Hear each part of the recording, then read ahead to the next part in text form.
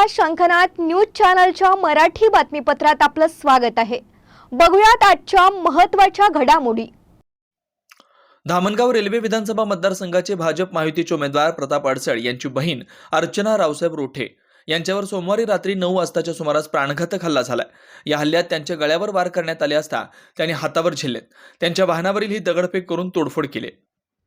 हा सर्व प्रकार महाविकास आघाडीचा असल्याचा आरोप भाजप ओबीसी मोर्चाच्या प्रदेश महामंत्री तसेच पूर्व महापौर नागपूर अर्चनाताई डेहनकर यांनी पत्रकार परिषदेत केला। या संदर्भात बोलताना त्या म्हणाल्या, अर्चना रोटेंवर झालेल्या हल्ल्यानंतर धामगाव रेल्वेचे काँग्रेसचे उमेदवार वीरेंद्र जगताप यांनी आपला फेसबुक पेजवर हा हल्ला राजकीय स्टंट असल्याचा उल्लेख केला होता। या संदर्भात हा प्रकार निंदनीय असल्याचं अर्चना डेहनकर म्हणाल्या। राज्यभरात महायुती सरकारची लाडली बहीण योजना महाविकास आघाडीला रुचलेली नाही। महायुतीला महिलांकडून प्रचंड प्रतिसाद मिळत असल्यामुळे काँग्रेसचे शरद पवार गट, उद्धव ठाकरे गट बावचळलेले आहेत। पराभवाच्या भीतीने महिलांना लक्ष्य केलं जाते। आम्ही हल्लेखोरांना सोडणार नाही आणि जनताही आपला राग मतदानाच्या माध्यमातून प्रकट केल्याशिवाय राहणार नाही असा विश्वास डेहनकर यांनी व्यक्त केला।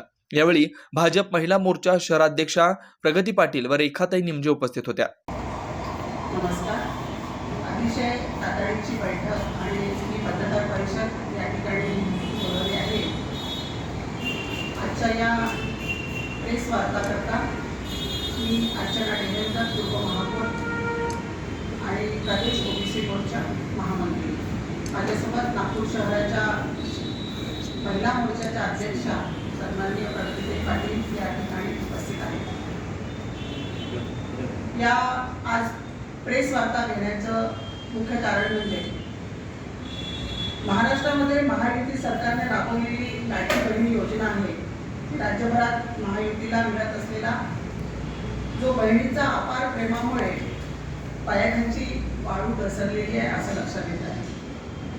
महायुतीने लाडक्या बहिणीसाठी ज्या योजना केल्या आणि त्या योजनेमुळे संपूर्ण महाराष्ट्रात नव्हे तर या विदर्भात देखील चांगला प्रतिसाद महिलांच्याकडून मिळतो आहे आणि म्हणून महाविकास आघाडीला आता कुठेतरी वाटू लागलेला आहे की परत एकदा आता या महाराष्ट्रामध्ये महायुतीच्या नेतृत्वातलं सरकार येणार आहे आणि म्हणून त्यांची पायाखालची वाळू सरकलेली आहे। अतिशय दुर्दैवी घटना आहे।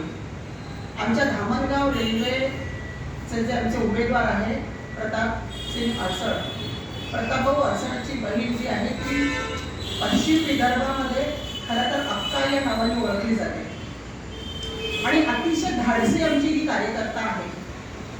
काल संध्याकाळी 6 वाजता संपूर्ण प्रचार जो सार्वजनिक प्रचार आहे तो थांबला आणि तो थांबल्यानंतर त्या ठिकाणी त्या पदयात्रा करून किंवा प्रचार यात्रा करून त्या संध्याकाळी निघत होत्या आपल्या गावाकडे।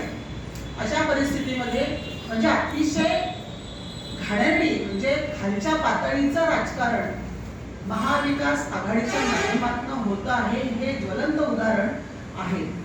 म्हणजे लघुसंख्येला गेलेली आमची बहीण त्या ठिकाणी शेतामध्ये म्हणजे ज्या वेळेला 2 अज्ञात म्हणजे त्यांच्यासोबत 2 कार्यकर्ते होते, ऑब्व्हियसली अशा परिस्थितीमध्ये ते कारमध्येच बसलेले होते आणि त्या ठिकाणी अज्ञात 2 व्यक्ती येऊन त्यांच्यावर प्राणघातक हल्ला केला आणि म्हणजे त्यांचा आता जीव जर जाणार एवढंच बाकी राहिलेलं होतं।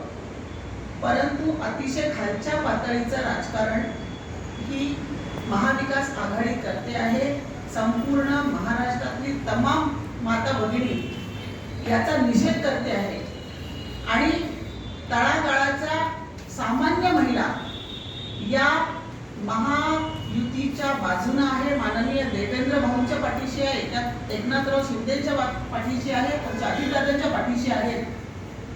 उद्या 20 तारखेला मतपेटीमधून ते दिसणार आहे आणि महाविकास आघाडीने हे जे कृत्य केलेले आहे हे मतपेटीमधून निश्चित दिसणार आहे आणि महायुती परत एकदा या सत्तेमध्ये येणार आहे। परंतु अशा प्रकारचं कृत्य करणं हे अतिशय घृणास्पद आहे। संपूर्ण माता भगिनी आम्ही याचा निषेध करतो। पुन्हा भेटूयात नवीन बातमीपत्रासह, तोवर नमस्कार।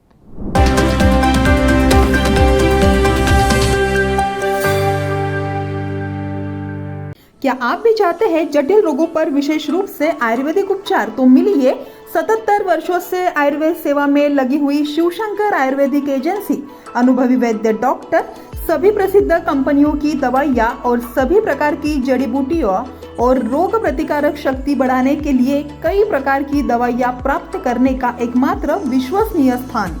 हमारे यहाँ सभी प्रतिष्ठित कंपनियों की दवाइयाँ उपलब्ध है।